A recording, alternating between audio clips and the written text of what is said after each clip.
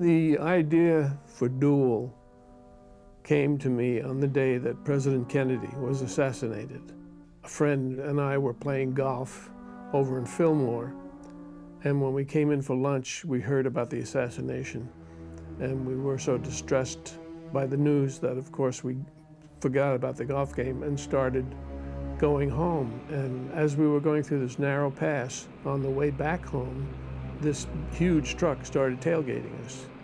And we went faster and faster, he went faster and faster, and we were screaming out the windows with as much fury about the assassination as about him trying to kill us.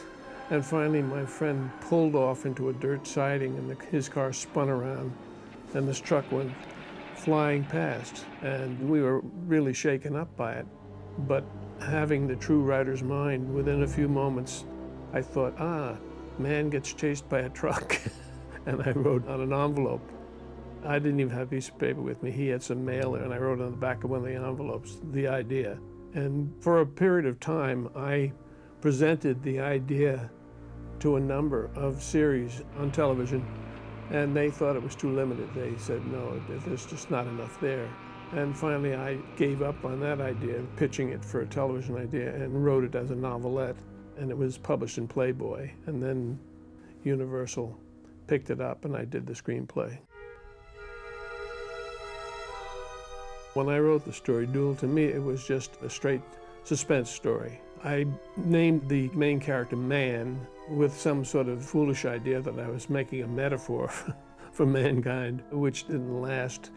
The fact that you never saw the driver, which was in my script, but in my novelette, he saw his name on the side of the truck. His name was Keller, which I thought was a clever way of saying killer. But I never visualized it in any way as anything but a straight suspense story, what a normal man would do when presented with such a circumstance, how he would respond. And finally, of course, even though he was a totally non-heroic type, how he finally caused the man's destruction who had been trying to kill him. Oh boy. I'm a visual writer. When I wrote the story Duel, I saw it happening in my head like a movie, so I could transpose it to script form very easily. When I write a novel, I see it in front of my mind's eye as though I were watching a movie and I'm just describing the movie. So I am a visual writer, and I never had difficulty from the very start.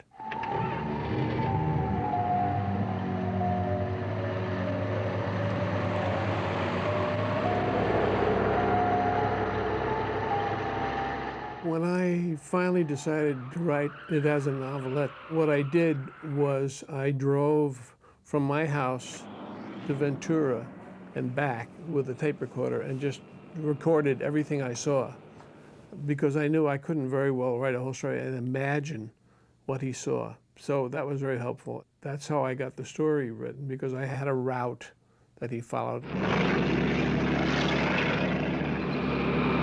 I had no specific character image in my mind for the driver, except that this was like a pre-road rage story. But what was interesting is that when I went to watch them shooting, several people came up to me and said the same thing had happened to them.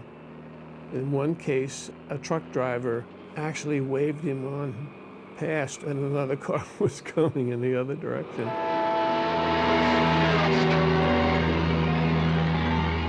At one point, I thought that there was not enough material in the novelette for a full-length television movie, which at that time was 90 minutes. So I thought perhaps I would have to have the man's wife with him, so there could be an interchange between them. And I don't know who talked me out of it, but I'm certainly glad they did, because it would not have worked well at all. It was much better the way it was. But there were scenes that were briefly told in the story, which I utilized and expanded them for the film. The sequence in the coffee shop was one of them. That was where I first met Stephen. And I went in the cafe, and it was so realistic. I thought, well, the cafe is open for the day, and they're just shooting around their real customers. I didn't realize that they were all actors, because they looked so good. They're so real. Would you mind checking those radiator hoses? I'll do that. Take a look at my snakes if you have time. My wife and I, in driving across the country, had stopped at gas stations that had all these things. And so obviously it was our decision to put one in there. And then how it was staged was Stevens, the truck knocking over the phone, the tarantula on Dennis Weaver's leg. I know I had him trying to call the sheriff and the truck coming, so that was in the script. But all the little niceties of detail were Stevens. I believe they had difficulty finding someone to play the part, so as I was told, they shut down the series McCloud so that Dennis Weaver could do it. And I thought he was perfect for the part. I mean, he was every man. When he looked frightened, there's a scene of him going up the hill where the car goes slower and slower and he's screaming at it, and Stephen has these extreme close-ups of him. It really is nerve-wracking. Please, please.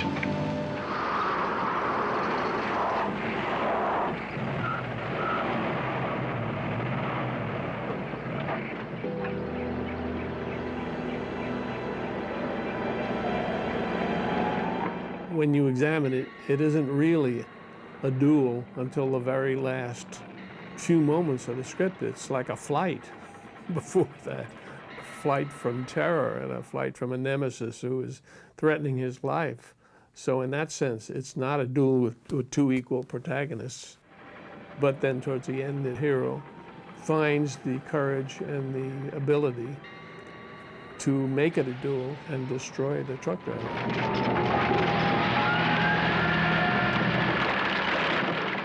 In my novelette, the truck had gasoline in it, and when it went down, it exploded into flame.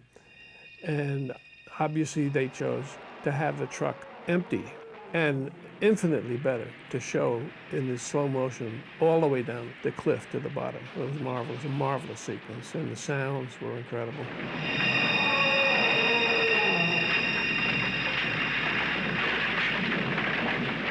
I was at the Museum of Radio and Television. Billy Goldenberg, who did the music, was there, and I said, Billy, I don't want to offend you, but I don't think of the score for Duel as music.